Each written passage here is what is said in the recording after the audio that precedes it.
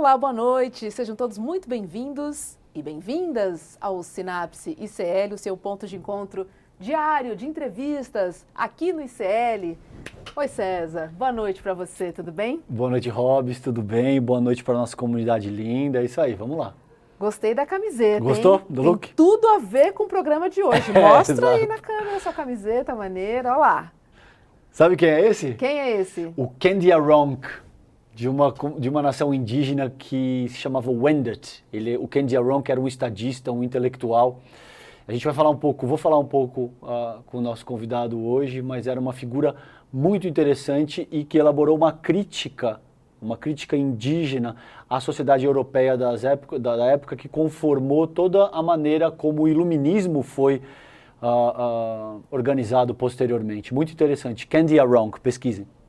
Abram alas porque Daniel Munducuru está chegando aqui no Sinapse.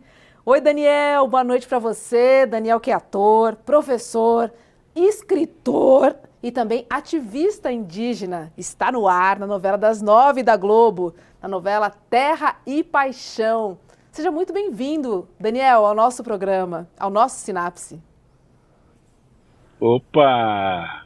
Eu sou muito um felizardo de poder estar conversando com vocês. Gosto muito desse programa, gosto muito das conversas que vocês desenvolvem e ajudam a elucidar muita coisa. Eu me sinto, claro, honrado de poder estar conversando com vocês, conversando com os queridos ouvintes, internautas e tudo mais, né? As pessoas que escutam a gente, que tem assim um coração aberto para ouvir algumas coisas, né? E quando se trata dos nossos povos originários, há muito o que ser dito ainda, e as pessoas precisam estar de coração muito, muito abertos para realmente serem incendiadas com essas palavras, né? Com as palavras que os povos indígenas podem ainda oferecer para o Brasil. Portanto, eu estou muito feliz de estar aqui com vocês, muito obrigado, e vamos que vamos. Obrigado, Daniel. A gente também está muito feliz de te receber, é uma honra. Vamos lá. Daniel, para começar, conta pra gente um pouquinho das suas origens, do seu povo, de onde você vem, enfim, se apresente aqui para nossa comunidade, por favor. Eu costumo dizer assim que eu sou um brasileiro nascido Munduruku. Gosto de falar assim para lembrar as pessoas que o Brasil é formado por muitos outros povos, por muitas outras culturas. Culturas que foram desprezadas ao longo da história, mas que puderam e ajudaram muito e ajudam até hoje na formação da identidade brasileira. Eu sou, portanto, eu sou um brasileiro, né, parte de um povo originário, que é o povo Munduruku, é um povo que está presente em 3 estados brasileiros, estado do Amazonas, estado do Mato Grosso, estado do Pará, da onde eu sou originário, da onde eu venho, efetivamente. Nascido em 1964 dentro desse povo, eu fui um pouco vítima daquilo que os militares procuravam desenvolver como política para os povos indígenas, que era mandar as crianças para a escola para tentar fazer com que elas se tornassem brasileiras, né? Ou, numa palavra cínica que usavam, que a gente pudesse se civilizar, né? E pudesse se tornar brasileiros, cinicamente. E eu, por conta disso, fui mandado para a escola na cidade, aprendi a cultura ocidental, não é? Tive todas as crises que uma criança pode ter, que um jovem pode ter, que um adulto pode ter, por ter nascido dentro de um povo que sempre foi desprezado, né? Na sua origem. Mas ainda assim eu pude estudar, fiz todos os degraus da formação, né? Passei por todas as coisas boas e ruins que a formação ocidental pode oferecer, e isso me deu certamente uma possibilidade de participar de uma forma mais criativa, talvez, dentro da sociedade brasileira, né? Com todas as graduações que eu fiz, com pós-graduação, mestrado, doutorado, pós-doutorado, isso foi me dando um know-how para poder dialogar com a sociedade brasileira de igual, de igual para igual, né? Olhando olho no olho, podendo enfiar o dedo no olho, inclusive, tanto nos nossos olhos quanto nos olhos do povo brasileiro para que eles possam, para que o Brasil possa se enxergar, né? Possa se ver. O Brasil continua cego de si mesmo. É isso. Daniel, e nesse sentido, quando é que começa a tua trajetória enquanto ativista? Isso surgiu de uma forma espontânea? Houve um momento de inflexão no qual você começa a atuar enquanto ativista? Conta pra gente um pouquinho como é que se produziu esse teu traço na tua personalidade. Antes de mais nada, eu queria confessar uma coisa a vocês. Eu não gosto que me deem a pecha de ativista, sabe? Por quê? Porque a palavra ativismo, ela é uma palavra muito da moda. Ela vem de uma tradição, assim, um tanto norte-americana, né? De colocar nas pessoas uma ação em prol de alguma causa, especificamente, e só para aquela causa. Né? A palavra ativismo, para mim, denota muito assim uma oportunidade, às vezes um oportunismo que alguém tem, né? E se insere numa determinada causa, mas que aquela causa passa a ser apenas um brinquedo, digamos assim, né? Uma diversão, muitas vezes, para as pessoas. Eu prefiro dizer que sou militante, porque o militante é aquele que carrega a lenha nas costas, sabe? É aquele que põe o pé no barro. Pau para toda obra, Daniel. Pau para toda obra. Pau para toda obra.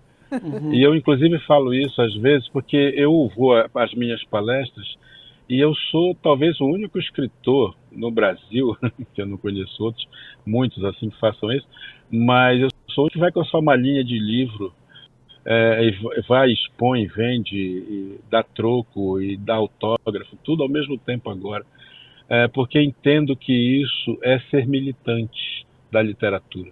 É fazer com que a minha literatura chegue junto comigo. Né? Chegue antes, claro, as pessoas já me conhecem, mas que elas não se sintam privadas de ter acesso aos livros, porque elas não conseguem, enfim, a distribuição dos livros é muito ruim e elas não conseguem ter esse acesso. Então, eu prefiro ser, assim, um militante, no sentido mais forte da palavra, que é aquele que se dedica, é aquele que tem não uma causa, mas uma motivação existencial para fazer o que faz, sabe? E algo que tem a ver com a sua coerência pessoal, que tem a ver com as crenças que tem, sabe? Não é um oportunista, não é isso. Dito isso, e realmente as pessoas podem me chamar do jeito que acharem que devem chamar, eu não tenho nenhum problema com relação a isso. Mas o meu papel de educador, né? De educador exige de mim que eu esclareça as pessoas um pouco o sentido que eu percebo as palavras, como elas dizem para mim. Eu tenho feito isso, por exemplo, com a palavra índio, né? Essa revolução que aconteceu em torno do uso da palavra índio, indígena, isso eu tenho a honra de dizer que um dos pioneiros disso tudo fui eu, né? Que trouxe isso, alguém que trouxe isso para o debate, para a sociedade poder perceber, né, que o uso inadequado da palavra, ela na verdade é uma negação que se faz do outro, não uma afirmação. Né? Então as pessoas vão começando a aprender, né, o significado, o sentido mesmo da palavra. E se uma palavra machuca alguém, ela não pode ser boa. Né? Se uma palavra diz para uma pessoa que ela não é a totalidade, acaba fazendo com que a pessoa se sinta uma negação, uma nulidade. Né? Então, nesse sentido, o meu papel como educador é esclarecer. Então, por isso eu falei isso.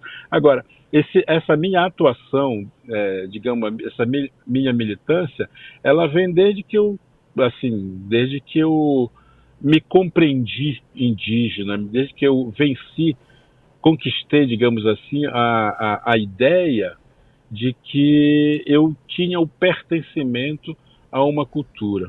E ao perceber que eu era tratado de uma maneira muito inadequada pelos meus colegas de escola e tudo mais, eu fui alimentando em mim, né, o desejo de poder ajudar a sociedade brasileira a entender melhor sobre si mesmo. Né? Isso aconteceu ali por volta dos meus 18 anos, eu diria. Eu estava terminando o ensino médio, já estava começando a querer ir para a faculdade, fazer uma faculdade e tudo mais. Né? Eu comecei a ter uma certa tranquilidade mental, uma tranquilidade de consciência, né? Para começar a expor aquilo que eu efetivamente acreditava. A partir daí, eu não parei mais. Depois eu vim para São Paulo. Até meus 22, 23 anos, eu vivi no norte do Brasil.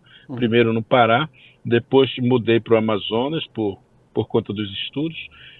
Fiz toda uma faculdade no Amazonas e quando eu concluí essa faculdade e fui querer colocar em prática isso na escola, fui querer ser professor na escola, eu descobri que esse diploma ele não era reconhecido pelo MEC.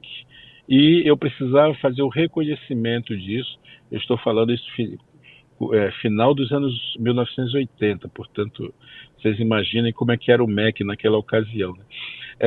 E como eram as faculdades também. Então, eu peguei as minhas tralhas, as poucas tralhas que eu carrego, e vim para São Paulo, né? Vim morar em São Paulo, e a partir daqui de São Paulo que eu comecei a fazer uma militância mais efetiva no movimento indígena, porque foi aqui em São Paulo que eu vim conhecer as principais lideranças do movimento indígena, como o Marcos Terena, o Álvaro Tucano, né, o Jorge Terena, o Daniel Kabixi, e depois, efetivamente, também o Ailton Krenak e tal, né, que já é de uma segunda geração, digamos assim, né, de liderança, e isso me fez conviver bastante com esse movimento. Portanto, assim, são 30 anos, pelo menos, de uma militância, né, permanente, até que descobri o meu caminho dentro dessa militância, que foi através da literatura. E aí já é um outro capítulo, né? É um outro episódio dessa história. Nossa, a gente vai falar sobre a sua literatura, porque são mais de 60 livros, daqui a pouquinho a gente vai falar sobre eles. Eu queria trazer um dado triste, Daniel, porque entre 2019 e 2022, quase 800 indígenas foram assassinados, isso de acordo com o relatório do Conselho Indigenista Missionário, que é o CIMI. E eu queria te perguntar, quais são as principais causas para esse extermínio? Logicamente que a gente está falando de assassinatos, mas acredito que há outros fatores também aí, não? Olha, as causas disso tudo são as mesmas de sempre, na verdade, desde 1500, né? A teimosia nossa de não entregar o nosso território para as pessoas que querem explorá-lo, né? É a teimosia que leva a gente a resistir, a insistir. Recentemente, inclusive, teve mais um indígena assassinado, né? Que alguém que acabou denunciando na ONU recentemente aí a pilhagem do seu território e foi assassinado simplesmente e provavelmente não vai ter solução nenhuma como tem acontecido sempre na história do Brasil. Os motivos são os mesmos, eu diria. É a ganância pela terra e aí tem a ver com a questão dos grileiros, tem a ver com a questão dos fazendeiros, que no fundo são as mesmas figuras, né? Tem muito a ver com a exploração mineral, portanto tem a ver com outros interesses que não são apenas do agronegócio, por assim dizer, mas um tipo de comércio ilegal, né, dos minerais e que acaba provocando a invasão dos territórios indígenas e, portanto, também a resistência, né, a contrapartida que os indígenas fazem ao proteger sua terra, né, e acabam sofrendo mais porque podem menos, né? Aqueles que têm mais acesso às armas, acesso ao recurso financeiro, eles acabam sendo os maiorais nessa luta desigual. E, é claro, É claro que um garimpeiro, 2 garimpeiros, 20 garimpeiros acabam também, às vezes, sofrendo as consequências disso, mas como uma represália, né, desse agrupamento de gente que não tem caráter nenhum e que acaba, às vezes, convencendo as populações indígenas também, porque eles vêm com um discurso muito doce, um discurso muito amável, muito suave, né, de que os indígenas vão crescer, vão desenvolver, como ironicamente eles defendem, né, se deixarem entrar no território, se deixarem tirar as árvores, se deixarem furar a terra para tirar ouro.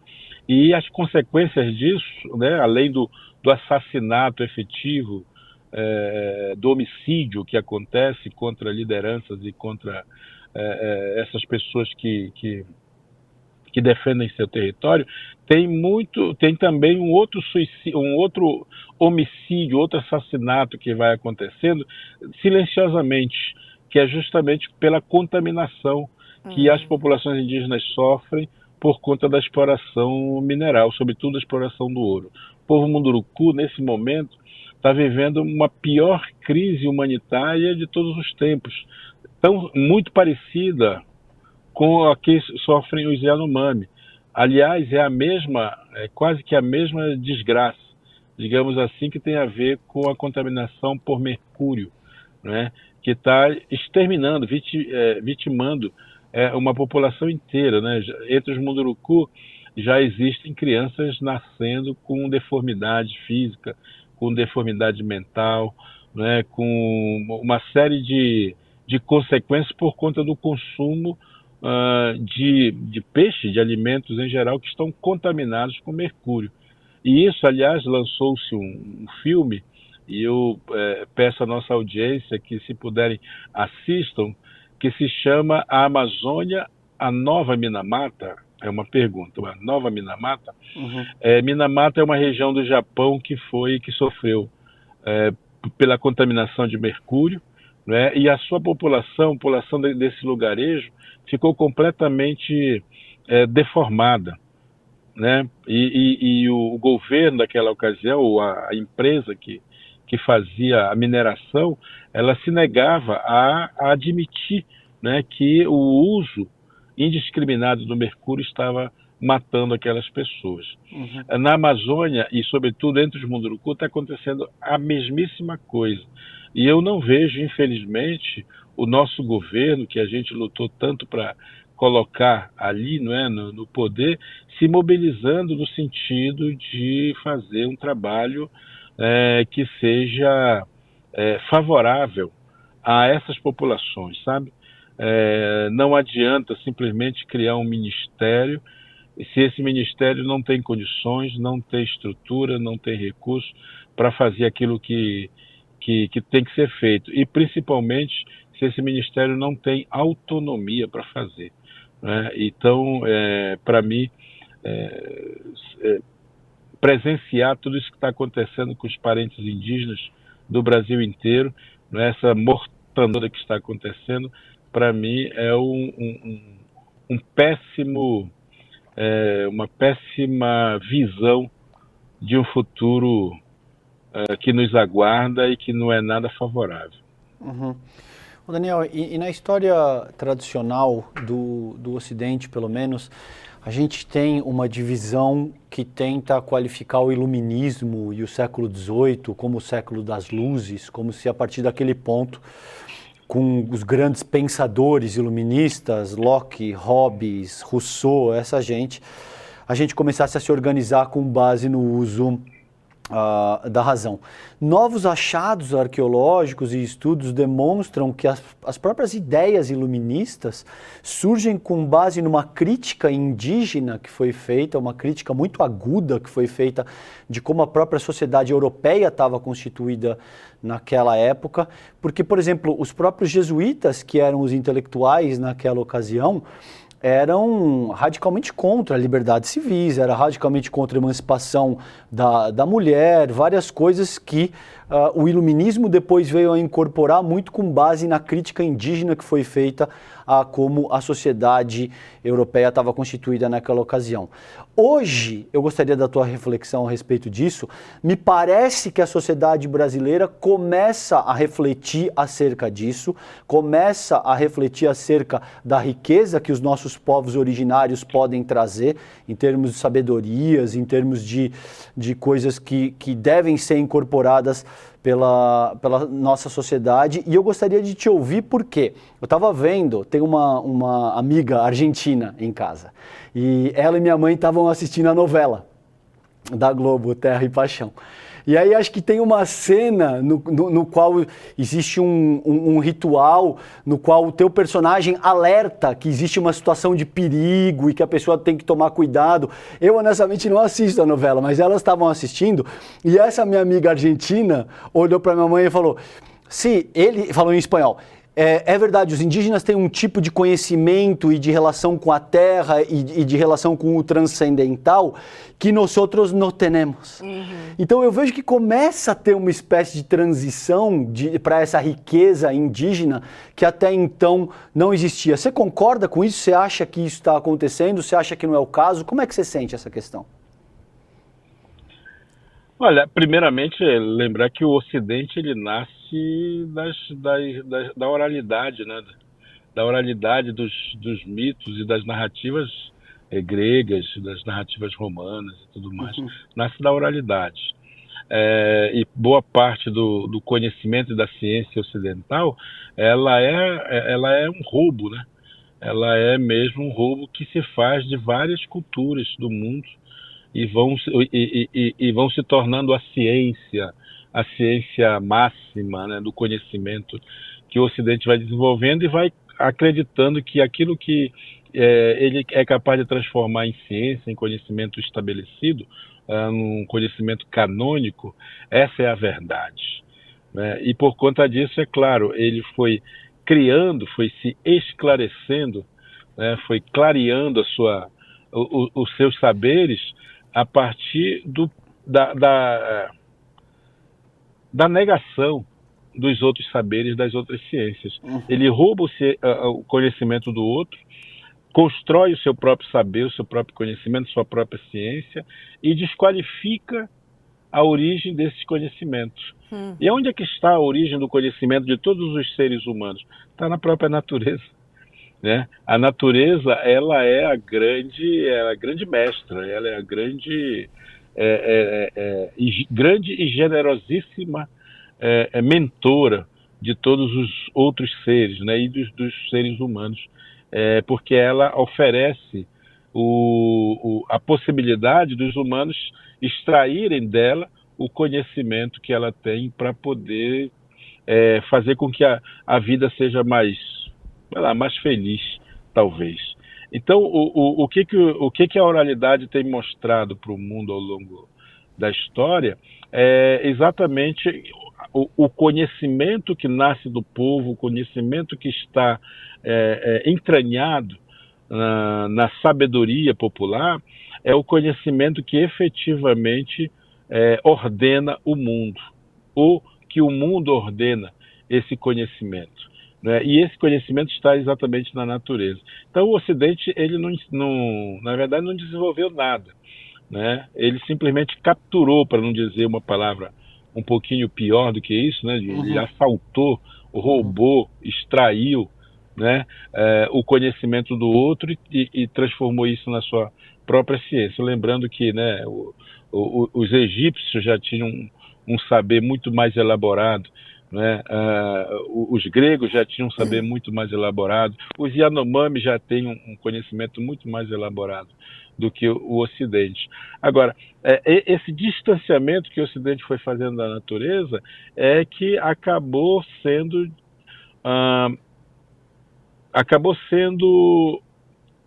a grande derrapada, né, que o Ocidente teve, porque ele se distanciando da natureza, ele foi criando dentro para si mesmo uma arrogância, né, uma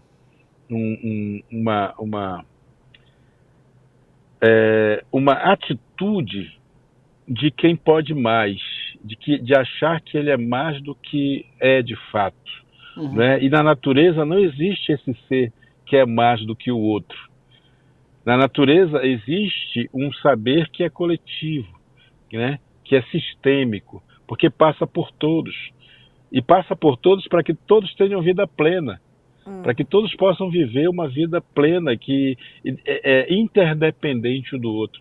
O ser humano é o único ser na natureza que acha que é capaz de ter vida plena, que ele pode construir vida plena, inventando a tal da cultura, né, que nasce com a ciência. E ele fazendo isso, obviamente, ele vai se distanciando daquilo que é essencial, né? É saber que a vida da gente é uma passagem, né?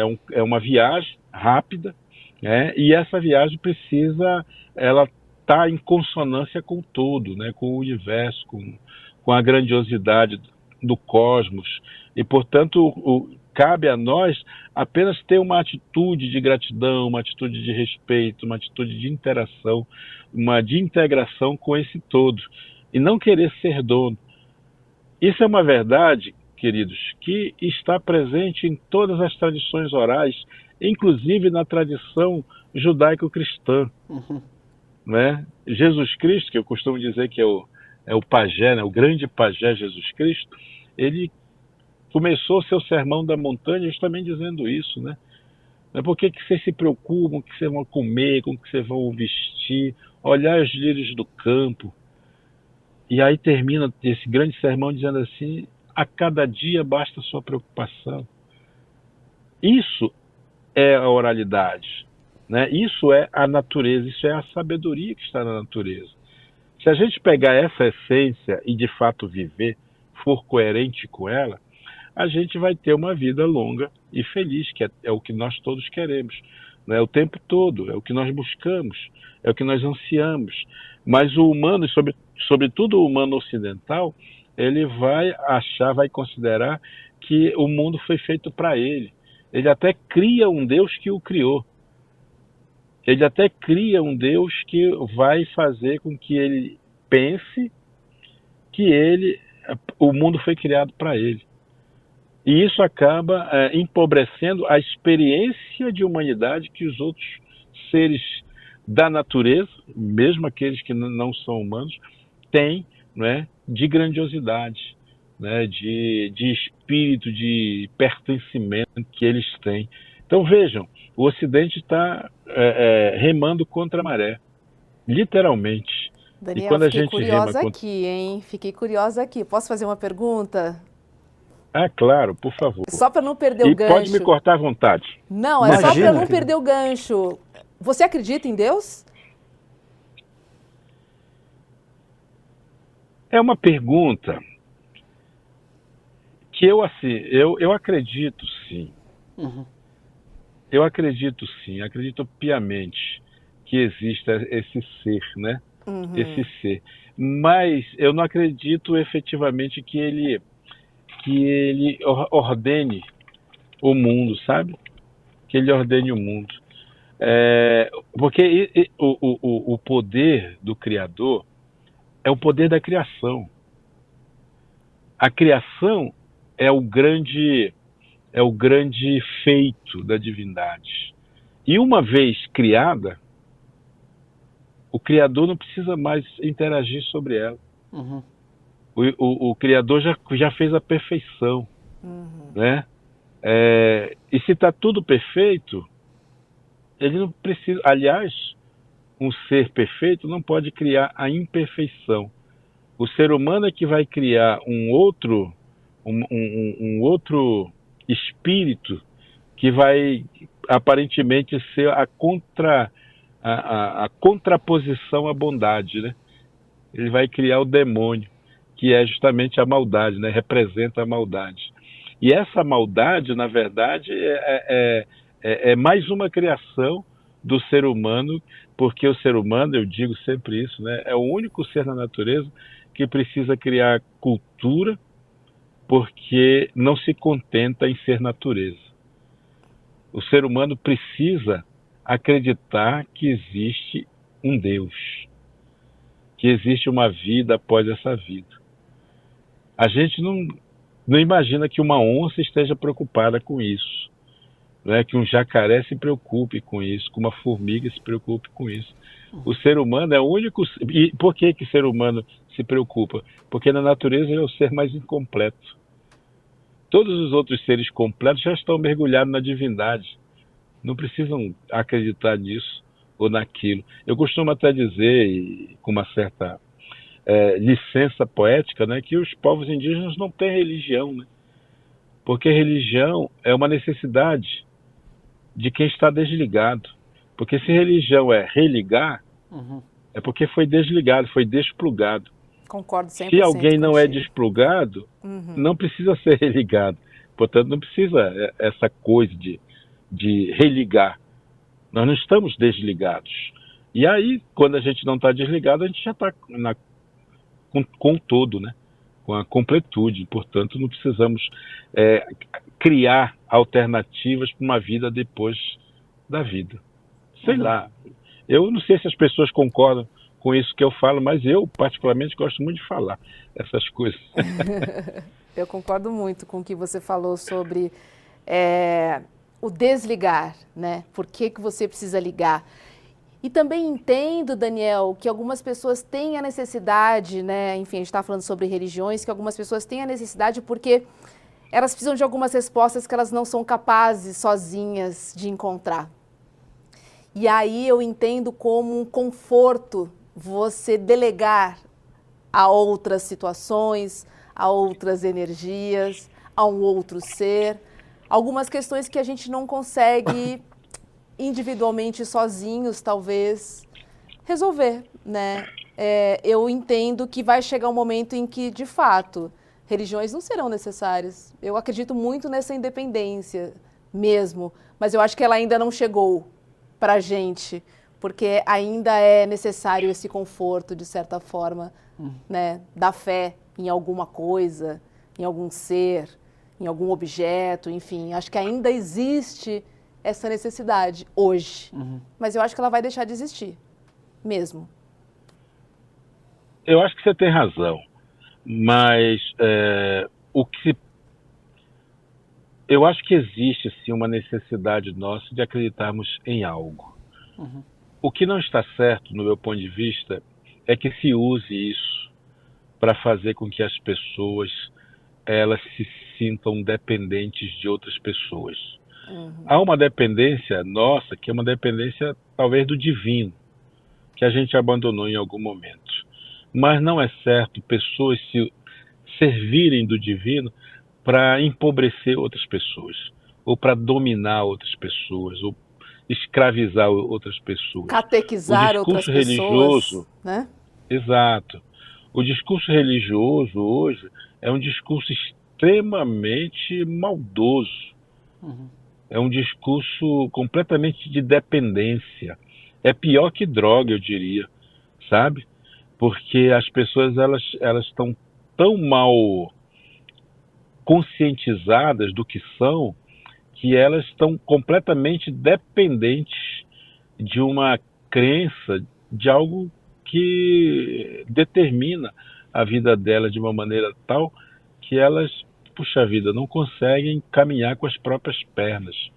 Olha, se há uma divindade, eu acredito que há, ele nos criou perfeitos, de fato. E nós precisamos apenas acreditar nisso. Não precisamos acreditar nas pessoas, simplesmente. Né? Nós precisamos acreditar de que nós estamos mergulhados nessa finitude, né? Nessa infinitude.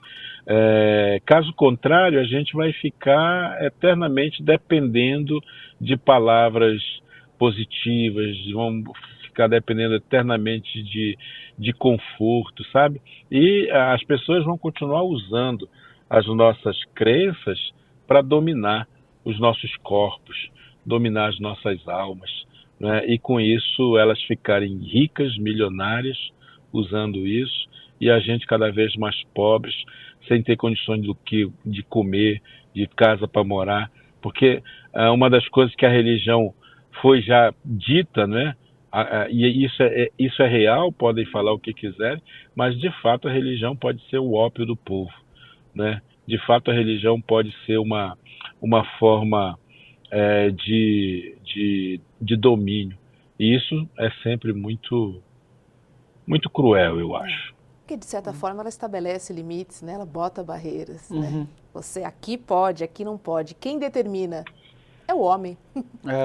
Você sabe que tem achados arqueológicos que são muito interessantes no sentido de demonstrar que existe uma correlação muito intrínseca entre as primeiras evidências de propriedade privada e, por exemplo, instrumentos que eram considerados sagrados e que, portanto, só poderiam ser manuseados por uma ou outra pessoa, que seria uma liderança espiritual de uma determinada época. Então, ao encontro disso que vocês estão propondo, isso faz todo sentido. Própria dimensão de propriedade privada, nesse sentido, estaria diretamente atrelada com a questão daquilo que é sagrado, com aquilo que só pode ser apropriado e tocado por determinados indivíduos em determinada sociedade. E aí, Daniel, eu queria tocar num ponto contigo da tua fala que eu achei brilhante, quando você fala numa espécie de arrogância dos povos ocidentais, no que eu entendo ser uma espécie de autossuficiência. Eu toco nesse ponto no Esfarrapados, no livro que eu te dei de presente. É por isso que eu trabalho com essa categoria que eu chamo de elitismo histórico e cultural, que tem como premissa elementar a invasão europeia nas Américas, que a partir desse ponto passam a pilhar, matar, estuprar as nossas comunidades ameríndias, e tem o capital enquanto processo, esse processo que te deixa com a tua força de trabalho como única mercadoria a ser vendida, no sentido de fazer a manutenção da sua subsistência, e a partir daí se apropria da maior parte daquilo que você é produzido. Essas duas coisas somadas criam um modelo de sociabilidade que é extremamente arrogante, que é extremamente autossuficiente e que começa a hierarquizar as pessoas e começa a te dizer: isso aqui é científico, isso aqui não é científico, isso aqui é bom, isso aqui não é bom, isso aqui é certo e isso aqui é errado. A meu ver, e aí eu gostaria de te ouvir, Daniel, isso está encaminhando o mundo por um processo de destruição.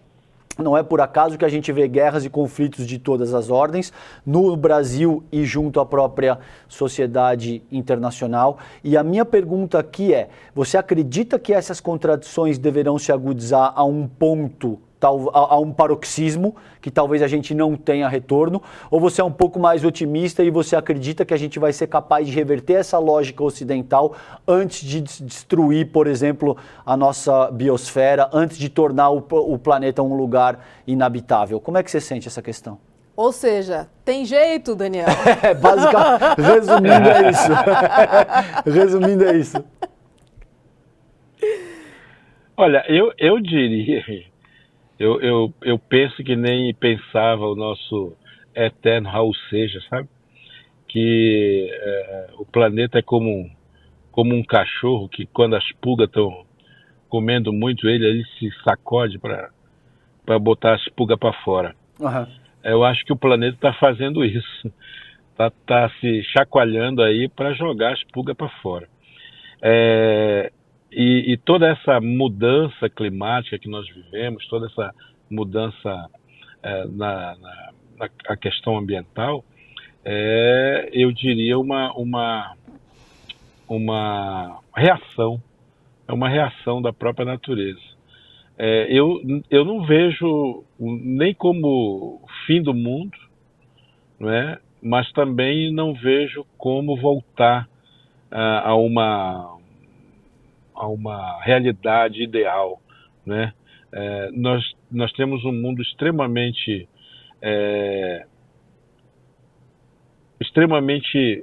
cheio, repleto, inflacionado de gente, né? Em que o nosso planeta ele não dá conta, não dá mais conta, né?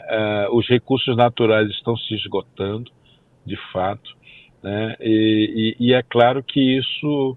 a consequência disso é o cão sacudir para, para que as pulgas, quem sabe, elas criem alguma consciência, né? Eu acho que o ser humano é essa pulga, ela está ali o tempo inteiro sugando o sangue, chupando o sangue do animal, né? Da natureza, no caso, e se acostumou tanto a isso, e gosta tanto de fazer essa exploração, gosta tanto de detonar, que ele não consegue mais ter critérios, né, para parar isso de acontecer. Então, eu não acho que seja o fim do mundo, mas também não acho que a gente vai ter como solucionar isso, a não ser mesmo que algo muito, muito surpreendente aconteça. Aliás, isso está acontecendo. Mas, com tantas guerras aí que nós estamos presenciando, mas o ser humano, e quando eu falo ser humano, eu não estou falando dos seres humanos que sofrem a dor disso tudo. Eu estou falando dos seres humanos arrogantes, esses que são os responsáveis pelas guerras, são responsáveis pelas dores do mundo, né? Eles sofrem menos porque eles têm mais, né? E esse ter mais gera o prejuízo àqueles que não têm. Porque o mundo sendo comandado por meia dúzia de pessoas, assim, para exagerar, mas comandado por meia dúzia de pessoas, não tem como dar certo. Não tem como dar certo. A única coisa, a única forma de dar certo é a gente voltar a ser natureza. E aí a gente vai saber conviver, sabe? A pulga, saber conviver com o cão, né? Saber o tanto que ela pode sugar para não matar a sua própria comida, né? Porque muitas pulgas tirando o sangue do pobre do cãozinho, daqui a pouquinho ele não vai ter mais sangue para alimentá-las. E, infelizmente, esse ser humano economicista, egoísta, que quer tudo para si, não tem limite. Ele vai continuar fazendo isso.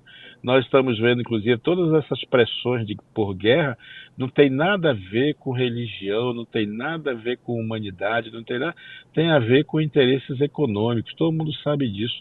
Guerra sempre foi por questões econômicas.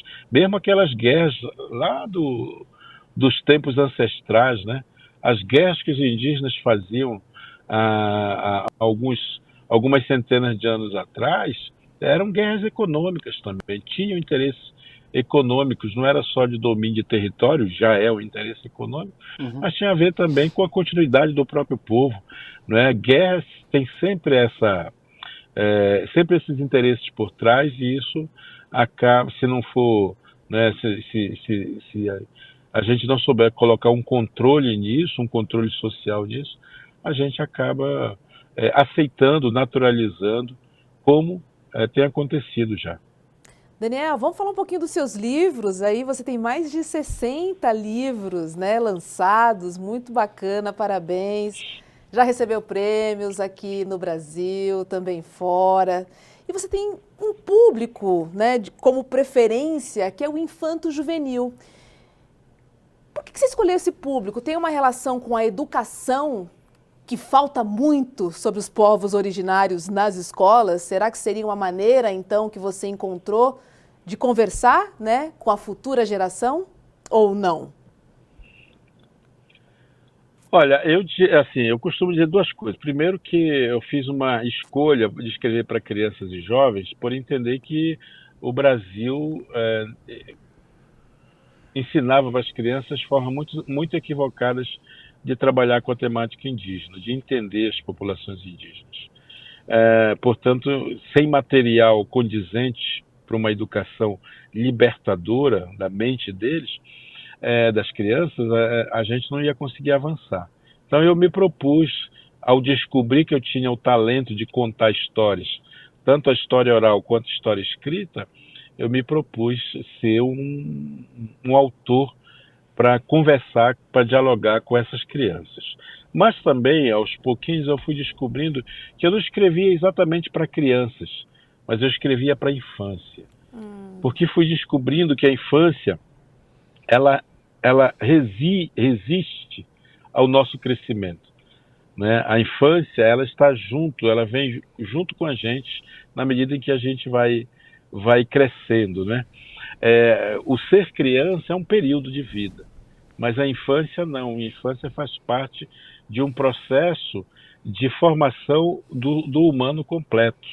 Portanto, a gente, dentro de mim, que vou fazer 60 anos, né, está a criança, não a criança, aquela fase de ser criança, mas a infância que eu vivi, está dentro de mim a juventude, está dentro de mim a vida adulta, e está dentro de mim agora, né, nesse momento que eu já estou caminhando para a quarta fase da existência, né, que é a velhice, que eu espero que seja uma experiência muito, muito agradável, né, isso tudo sintetiza naquilo que eu sou hoje.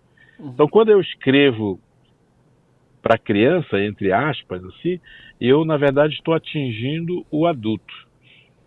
Eu estou atingindo a infância que o adulto carrega consigo. E que muitas vezes ele esquece. E esquece por quê? Porque a sociedade ocidental é a sociedade do esquecimento.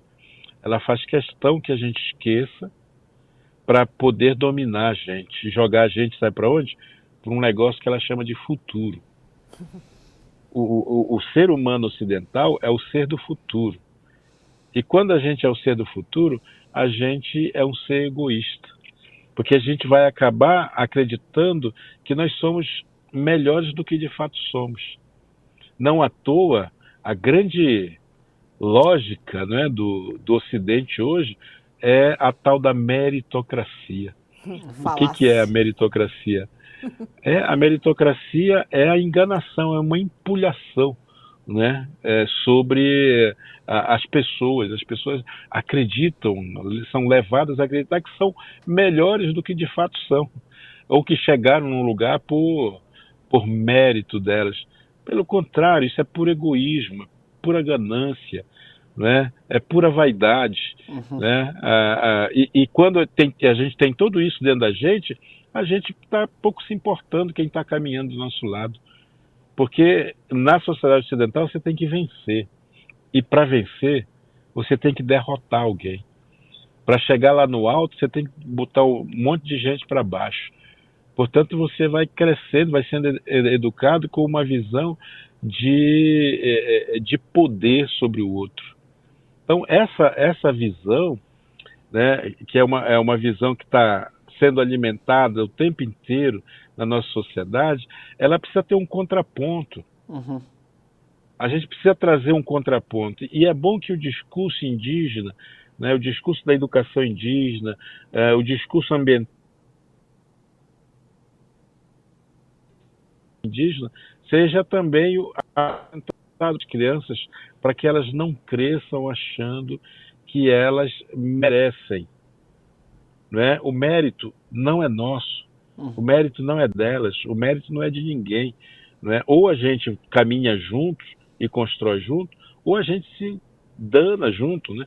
Ou a gente se lasca junto. Mas às vezes a gente se lasca junto por conta da ganância e do egoísmo de uns poucos. Então, a minha escrita, ela é uma escrita militante.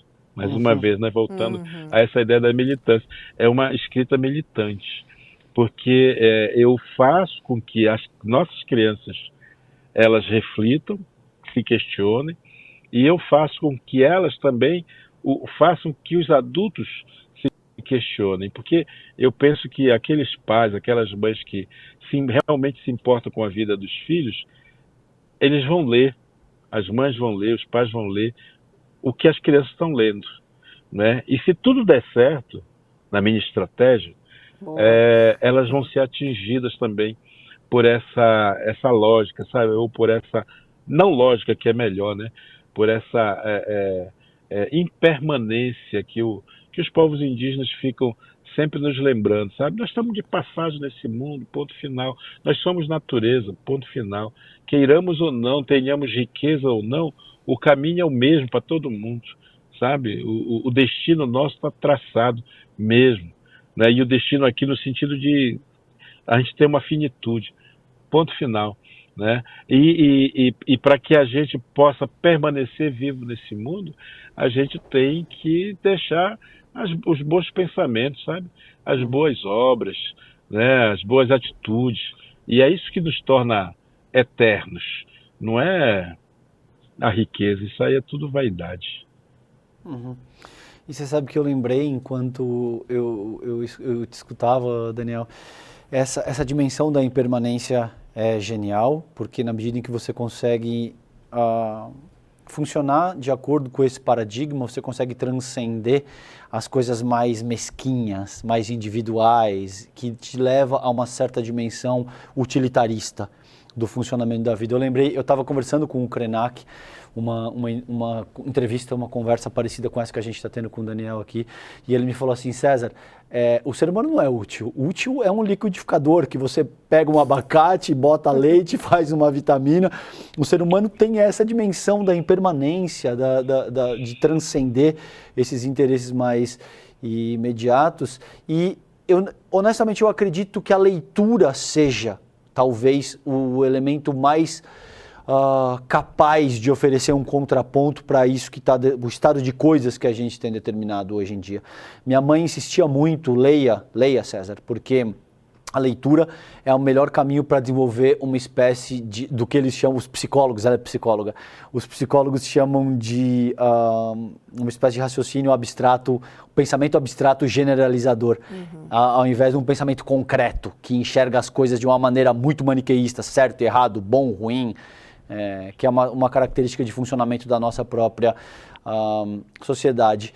Qual é a importância, eu gostaria de te ouvir um pouco a respeito, com base nisso que eu estou propondo, qual é a importância de estimular a leitura, qual é a importância de que a gente tenha as nossas crianças lendo livros, e lendo livros que tenham uma perspectiva distinta também, né, Daniel? Que não tragam só aquela leitura clássica ou aquela dimensão tradicionalista que a gente vê. Eu falei para a Hobbs outro dia, você vai no teatro aqui, por exemplo, em São Paulo, você só vê peças de Freud, de Rousseau, de Hamlet, de Sartre, entendeu? Então é importante que a gente tenha uma produção cultural que transcenda essa dimensão tão eurocentrista. Exato. Esse é o ponto. Gostaria de te ouvir a respeito disso, querido. Olha, eu nunca lembro o nome do cineasta que afirmou que o pior filme brasileiro é melhor para os brasileiros do que o melhor filme estrangeiro. Não é? Eu diria que nós precisamos, eu tenho defendido muito essa tese, digamos, né? Nós precisamos ter uma pedagogia brasileira, sabe? O Brasil precisa criar o que eu tenho chamado de pedagogia de pertencimento. Pedagogia do pertencimento, para a gente reafirmar a importância da tradição não no sentido do tradicional, né? Da tradição no sentido da ancestralidade, né? Do ancestral que mora dentro da gente, trazer o orgulho, né? A autoestima, a alegria de sermos de fato Brasil. Ser brasileiro não é uma coisa boa, mas ser Brasil é uma coisa maravilhosa. Ser brasileiro é ser um operário do patrão, sabe? É continuar sendo colonizado, não é? E nós precisamos ser árvore. Nós precisamos ser madeira de lei, né? Nós precisamos ter raiz, como tem a árvore pau-brasil. Então, nesse sentido, nós precisamos desenvolver uma pedagogia que nos devolva o nosso orgulho das nossas origens ancestrais. Infelizmente, e aí a história do Brasil tem sido a história narrada pelo colonizador, por aqueles que se acham vencedores, sempre nos deixou de fora na nossa formação do nosso orgulho de sermos indígenas ou de sermos africanos, né? ou de termos a nossa origem na África. Diziam sempre que o melhor era ser europeu. Ficavam nos ensinando a história da Europa, a história americana, norte-americana, para colocar na nossa mente de que nós precisamos chegar a ser colonizadores de nós mesmos. E isso foi extraindo da gente o nosso orgulho da nossa ancestralidade. E o que dá orgulho na gente, efetivamente, é o pertencimento, é saber que a gente é parte, é saber que a gente faz parte de um todo, né, e um todo que tem uma raiz forte, como o pau-brasil tem, né, e que vai nos dar uma dimensão de totalidade, sabe? Eu costumo dizer assim que o Brasil tem vocação para a felicidade. E a felicidade do ser Brasil está na nossa diversidade, né? Saber que nós somos formados por muitas camadas diferentes de ancestralidades que torna e que faz da gente um povo completamente diferente, completamente novo no mundo. Nós precisamos ter orgulho disso, precisamos aprender a ser Brasil, né, para a gente poder trazer, transformar, acreditar mais no nosso potencial, acreditar mais naquilo que de fato nos caracteriza como humanos no mundo, né? Humanos diferentes, porque formados por diferentes povos, por diferentes culturas, portanto, por diferentes formas de ser humano, né? E esse ser humano no Brasil ainda precisa nascer dentro da gente para que a gente possa também ser assim, agentes da transformação, agentes da mudança. Daniel, não vou deixar você embora sem te perguntar sobre essa badalação aí de ser um ator da novela das 9 da Rede Globo. Boa. Quero saber como é que você está lidando com isso e como é que você vai aproveitar essa janela para também poder dividir conhecimento, enfim, apresentar para o Brasil, né, a cultura dos povos originários e outras bandeiras que você considera importantes. Então, queria entender como é que está essa badalação, primeiro, e depois como é que você está estrategicamente aproveitando essa janela aí que se abriu. Olha, então, eu recebi esse convite que eu achei assim, muito, muito mágico, muito maravilhoso, do próprio Valci Carrasco, que é o autor da novela Terra e Paixão. Um amigo de longa data, na verdade, a gente se conhece há muitos anos, e de repente o Valci, que já escreveu muitas novelas com personagens indígenas, mas nunca com indígenas representando esses personagens, quase sempre era um ator global já não indígena que Sim. fazia a interpretação desses personagens, o que virava uma caricatura, né? Efetivamente. E dessa vez ele me chamou, me convidou, na verdade, no primeiro momento, para ser o consultor dele para os textos que ele iria produzir para esse núcleo indígena que ele estava criando. E aí, obviamente, faz parte do meu trabalho, né, fazer essas leituras para não deixar que os equívocos se reproduzam. Eu aceitei ser o consultor, mas no segundo momento ele veio com uma ideia um pouco mais provocativa para mim, que era justamente de me oferecer um papel para representar, para atuar na novela. Disse que tinha escrito, tinha pensado em mim quando criou o Pajé Jurecê, né? E que gostaria muito que eu fizesse parte e tal. É claro que eu arregalei os olhos de surpresa e disse assim: você está doido, eu nunca fiz isso, né? Eu não sei o que é atuar. Aí ele falou: isso não é um problema, você está na Globo. Isso a Globo ensina. Isso não é a coisa mais difícil do mundo de fazer, não. Você já é o próprio Jurecê, não tem muito o que aprender também e tal. E aí eu disse: tá bom, então vamos lá, já que é assim, né? Já que é fácil assim, vamos lá.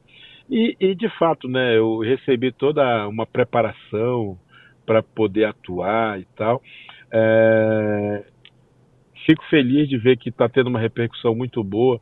O nosso núcleo indígena, que iniciou a novela, né, foi lá, o primeiro capítulo da novela fomos nós que demos o pontapé inicial, e agora já a novela está caminhando para o final.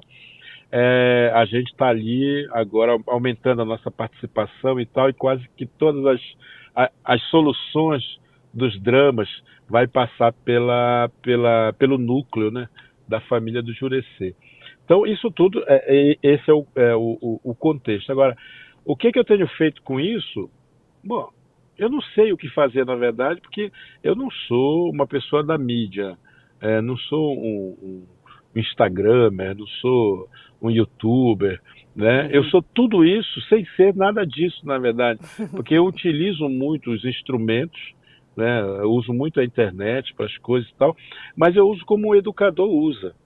Não como um garoto propaganda usa, não como um empresário usa, né? Eu uso como educador. E eu fico muito feliz, de fato, de ver que meus canais aumentam, e que as pessoas que chegam até ali não são pessoas que vão lá buscar o cara famoso, né? Mas começam a perceber que esse camarada aí, essa pessoa, tem uma mensagem para oferecer. Tem algo para dizer para a gente, que não é só divertir, que não é só fazer dancinha, que não é só, né, que é tudo muito legal, isso é tudo muito bom para quem faz isso, está ótimo. Mas não é o meu caso, eu não vou não vou fazer isso. Mas tenho aproveitado, sim, eu tenho recebido alguns convites para fazer palestras, como eu já fazia antes, na verdade, mas eu tenho aproveitado essa janela também para dar maior visibilidade à literatura indígena, aos autores indígenas, né? Porque aí a gente cria também uma imagem na sociedade brasileira, uma imagem que já está feita, na verdade, de que há uma literatura indígena que precisa ser conhecida, precisa ser lida, que a leitura é fundamental para a gente construir uma consciência crítica. E é muito importante que a gente leia autores indígenas para que a gente possa também desentortar o nosso pensamento, né? Para que a gente olhe para os povos indígenas do jeito que eles são, não como do jeito que a gente gostaria que ele fosse.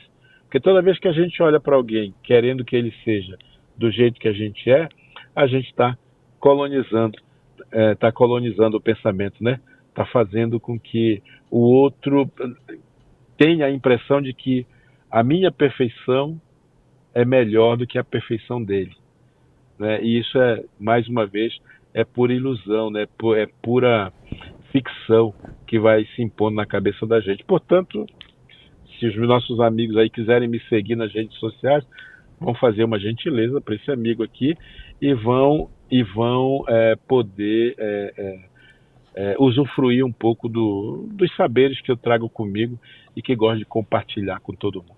Que legal. Que ótima oportunidade da gente conhecer mais sobre a cultura dos povos originários. Existem muitos estereótipos, na verdade, né, Daniel, que foram passados, principalmente na escola, né? A construção que nos foi apresentada, né, precisa ser repensada, reescrita, reconstituída, na verdade, como ela realmente é.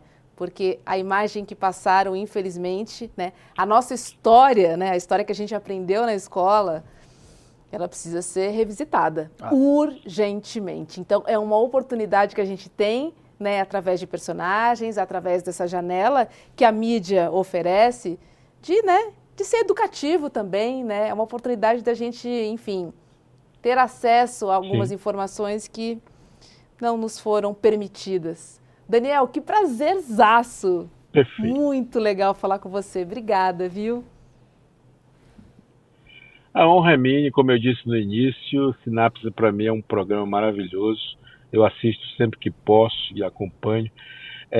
Assim como todo ICL, né, e como ele vem se comportando, né, nesse nosso país e tal. Então, para mim é uma alegria fazer parte dessa grande família do ICL e de tudo aquilo que tem sido colocado, né, apresentado para a sociedade brasileira como uma possibilidade de a gente ser mais militante e menos ativistas, né? Que a gente possa pegar mesmo as ferramentas na mão e usá-las para a gente mudar o mundo. Muito obrigado. Obrigado, Daniel. A gente que te agradece. Foi um prazer conversar contigo hoje à noite. Um abraço grande, querido. Obrigado, viu? Boa noite. Tchau, tchau. Que papo gostoso, incrível, César. E atendendo a pedidos da nossa audiência. Sim. Viu? Já vinha pedindo aí, cadê os povos originários, né? Vamos falar, vamos trazer. Olha lá, ó, a gente atende aqui. Muito legal, muito legal, bacana, de fato, o debate, né? Muitas ideias novas, muita coisa para a gente refletir com base em tudo que ele traz para a mesa, muito bacana. Vamos lembrar a programação do ICL, que começa às 7 da manhã com Leandro Demore e Seu Desperta. Olha lá, Leandro Demore das 7 às 8 e logo depois tem ICL Notícias, primeiríssima edição, das 8 às 10h30 da manhã. E às 7h30 da noite, olha nós aqui outra vez. Cá estamos. Beijo. Um beijo. Boa noite. Beijo, gente. Beijo, gente. Fiquem bem. Tchau, tchau. Até mais. Você já percebeu como é grande o esforço da direita e da extrema-direita para criminalizar o MST? Você já parou para pensar por que eles querem tanto atingir esse movimento? Atacar esse movimento? Pois é.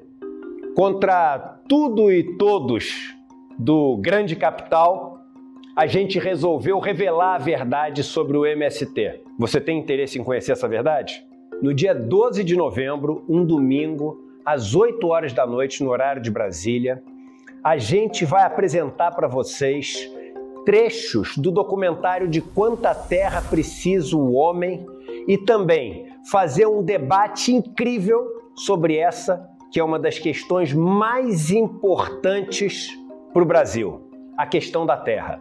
Junto conosco vai estar ninguém mais, ninguém menos do que João Pedro Stedley, um dos principais líderes do movimento dos trabalhadores sem terra. Estarão conosco também várias outras pessoas que têm na sua vida a luta da terra como um dos principais motores. Para você não perder esse encontro histórico e assistir trechos inéditos do filme De Quanta Terra Precisa o Homem, é só você se inscrever gratuitamente no link aqui em cima ou aqui embaixo. Não perde essa chance.